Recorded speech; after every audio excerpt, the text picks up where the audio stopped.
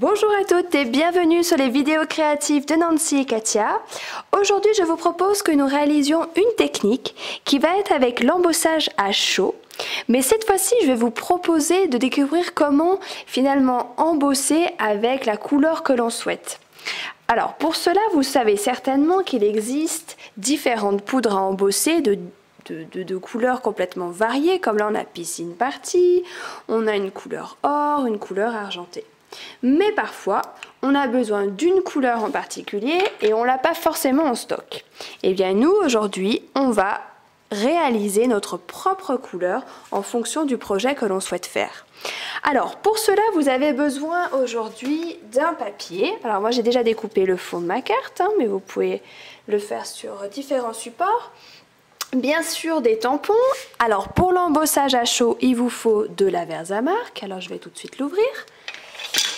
Et alors cette fois-ci, au lieu de prendre bien sûr de la poudre embossée de couleur, on va travailler avec de la poudre embossée transparente. Et bien sûr, il va nous falloir, pour obtenir de la couleur, des encreurs. Les couleurs que vous voulez, peu importe.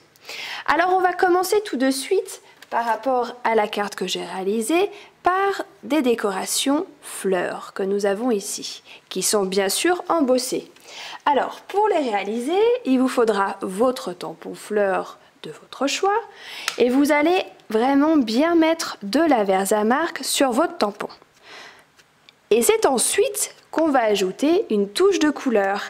C'est-à-dire que là, je vais simplement prendre mon tampon, que je vais mettre cette fois-ci de l'autre côté, c'est-à-dire directement sur mon encreur, et je vais tamponner où je veux. Et ça, je vais le faire trois fois. Hop, alors on recommence, on met de la Versamark, de l'encre, et je tamponne. On va faire encore la même chose. Donc on nettoie à chaque fois. Hein. Hop, de la Versamark, de l'encre, et on tamponne. Et à partir de là, c'est ce qui va nous permettre finalement d'avoir sur notre papier blanc la Versamark qui va pouvoir prendre la poudre embossée transparente. Je vous montre ça tout de suite. Alors moi j'ai mis dans un petit bac, c'est plus facile, ma poudre transparente. À l'aide d'une cuillère, je mets cette poudre partout sur mes motifs.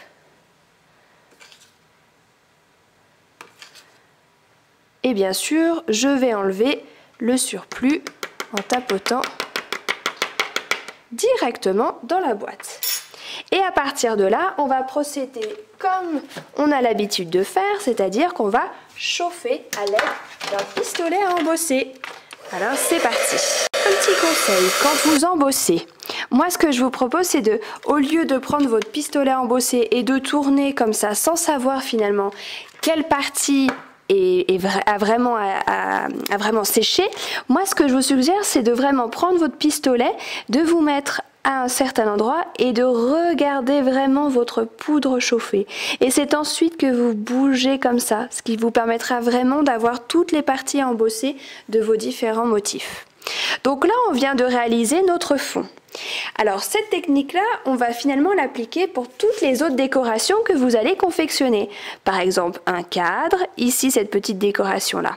Alors on va le faire par exemple, on va faire ensemble par exemple le cadre. Alors pour cela, il vous faudra ce cadre qui fait partie d'une des nouvelles collections, Souriez.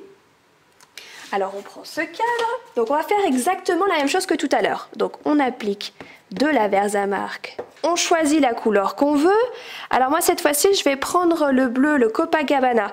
Alors j'utilise une nouvelle fois mon encreur dans ce sens parce que c'est plus facile pour moi pour faire cette technique-là. Et ensuite bien sûr on va tamponner sur une feuille blanche pour que les couleurs ressortent mieux. Et on va procéder de la même façon que tout à l'heure, c'est-à-dire qu'on reprend notre petit bac avec la poudre à embosser transparente et on va appliquer cette poudre généreusement pour vraiment en avoir partout. Et de toute façon, il ne faut pas se gêner parce que comme on récupère tout dans notre petite boîte, eh bien, allons-y. Et à partir de là, on va une nouvelle fois chauffer.